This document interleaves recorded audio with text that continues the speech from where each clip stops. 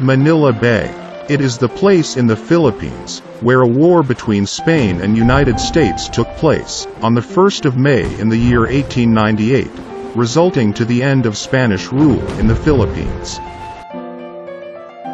Since then, Manila Bay, not only known for its biodiversity, with its surrounding provinces, rich fishing grounds, the mangroves, mudflats, coral reefs, the upland forest, and more.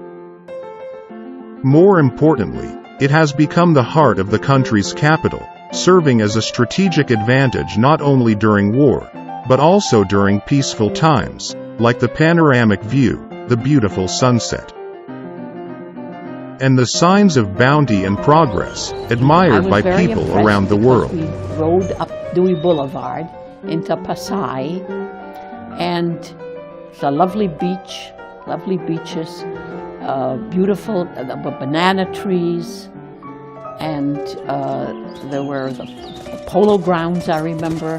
When we got to the Philippines and we're staying in a boarding house where there are all sorts of different people, Filipinos, mestizos, Caucasians, etc.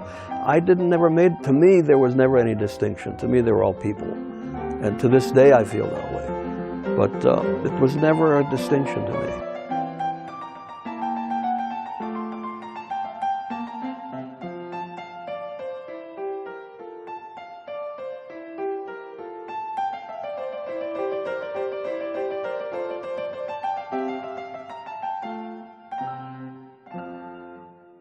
Manila Bay, indeed, the heart of our country.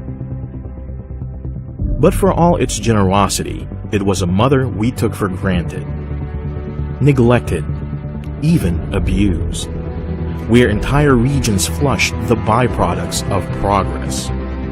In fact, a mere 100 milliliters of water taken from the bay is contaminated with fecal coliform bacteria in the millions, and in some areas, even billions, more than the acceptable limit, affecting the health of citizens, destroying our rich biodiversity, damaging our resource for the future. And so, quality of life faded like a receding wave, and our character as a nation was tested. Concerned citizens demanded action. The Supreme Court responded with a writ of mandamus, ordering 13 government agencies to clean up, rehabilitate, and restore the waters of Manila Bay to a quality that is fit for swimming and bathing. But many past administrations have a weak hand to firmly impose the law. And so, the Battle of Manila Bay continues to this day. This is a battle that is not won by cannons and ammunitions, but a firm resolve to revive Manila Bay back to life, due to pollution and irresponsible throwing of trash. Unlike the wars waged in it long ago, this time we fight for it, against old ways, against a culture of neglect, against indifference, against our very selves. A battlefront that spans 190 kilometers of coastline. And finally, it met political will. You start cleaning the Manila Bay, and they will start to clean it, whether they like it or not. And it needed a surge of spirit to resuscitate this beating heart of the nation. The cooperation of millions of people, or approaches to address the main sources of pollution. Liquid waste management, to ensure that water discharged into the bay complies with standards. Solid waste management, to reduce the solid waste ending up in Manila Bay. Informal settler families and illegal structures management, to permanently clear areas from encroaching houses and structures. Habitat and resources management, to protect the biodiversity of Manila Bay. And at the center of it all are partnerships and mechanisms to ensure the success of all four approaches. Eventually, an administrative order was issued by the President to bolster our wave of capabilities, with additional agencies and utility providers establishing the Manila Bay Task Force. And together, we went into action. The battle plan consisted of 3 phases, executed simultaneously, with the general aim of improving the water quality of Manila Bay, emphasizing key stretches that suffered the most pollution. And just several months into the battle, we delivered noteworthy results. In liquid waste management, the most important parameter, as it addresses the biggest pollution sources and indicates the success of our efforts. Thousands of establishments were inspected and over 1,000 were reprimanded for violations in their discharged liquid waste. And with the help of key judicial and investigative agencies, thorough investigations were carried out. Water quality in key river mouths and outfalls were monitored for coliform levels.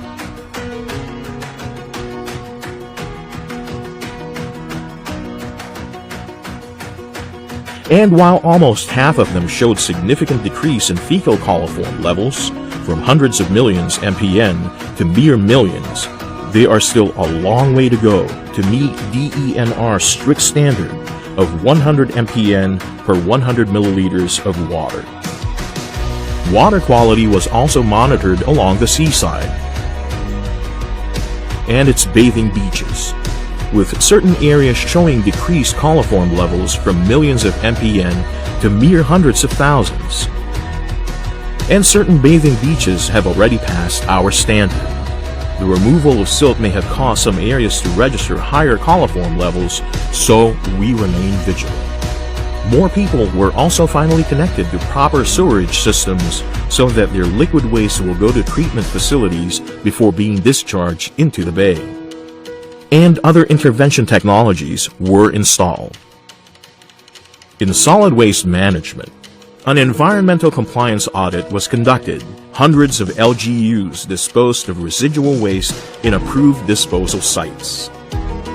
And many of them established resource recovery facilities and systems. Looking forward to the future, more than 100 LGUs also complied with our 10-year solid waste management plan. More than 1 million kilos of solid wastes were collected from the waterways by the various government agencies involved. And containment technologies were installed.